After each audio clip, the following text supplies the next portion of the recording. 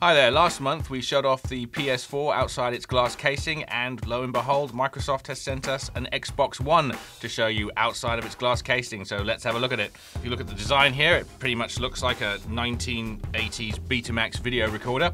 On the front here, you've got a CD slot for your Blu-ray DVDs and your video games, and the start button is over here.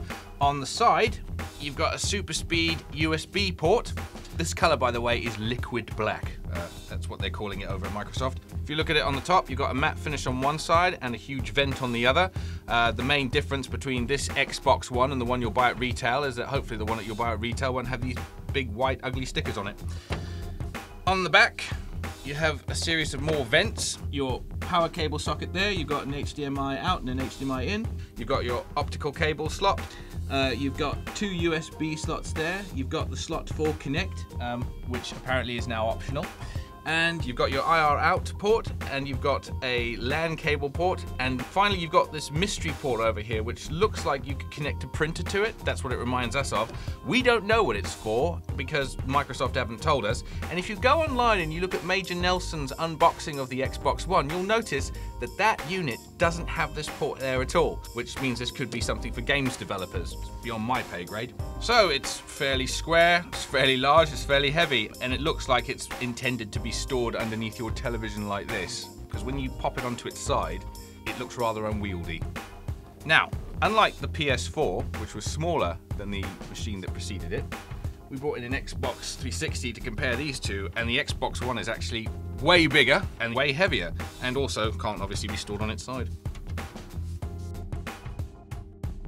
Okay, this machine was sent, obviously, with a controller, and this is what it looks like. This is the new Xbox One controller. We've actually got in an Xbox 360 controller, so you can compare the two. They look pretty much the same, but I tell you what, hold them in your hands, there is a palpable difference between the pair of them. First of all, this has got a much smoother matte finish. It fits more snugly in your hand than its predecessor. The triggers feel incredibly solid. You can't even feel the springs behind them. And obviously there's the masses of improvements that they've made to this controller, including the rumble filters, which unfortunately aren't on, but we have played with it before and we do know they exist. The face buttons are far louder than the last controller. You'll also notice that the battery pack is flush against the controller. In the old controller, you needed that. Whereas the new battery pack, let's open it up and have a look inside. Presumably you'll be able to get a rechargeable pack for that. On the front, you've got a micro USB port, which presumably you'll be able to use it to recharge this controller, much in the same way the PS3 does at the moment. And at the back, you've got the bespoke headset slot. And here's something we've just noticed by holding this up and waving it around under these very, very bright lights. The front panel here seems to be infrared. You can actually look past that and see the red lights behind the actual surface.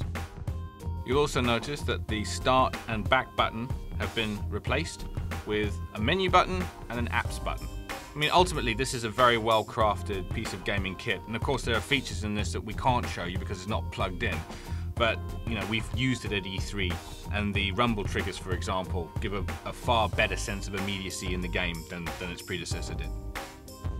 And then there's the last piece of kit we have to show you, which is the new Kinect Module, which, in keeping with the design aesthetic of its parent console, is both matte finished and square and filled with vents. It's got vents on both sides and the rear and even the top.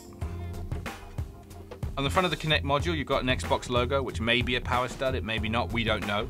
But we do know you can turn Kinect off if you want to. You've got the lens over here. You've got what seems to be a microphone bar right at the front. The new Kinect module is hinged, it seems. It looks like a giant paperclip, really. And seeing as we waved the Xbox One controller around in the light and found something new, let's try it with this one. That does look red, doesn't it? Looks like some sort of infrared bar, or maybe I'm just starting to see things.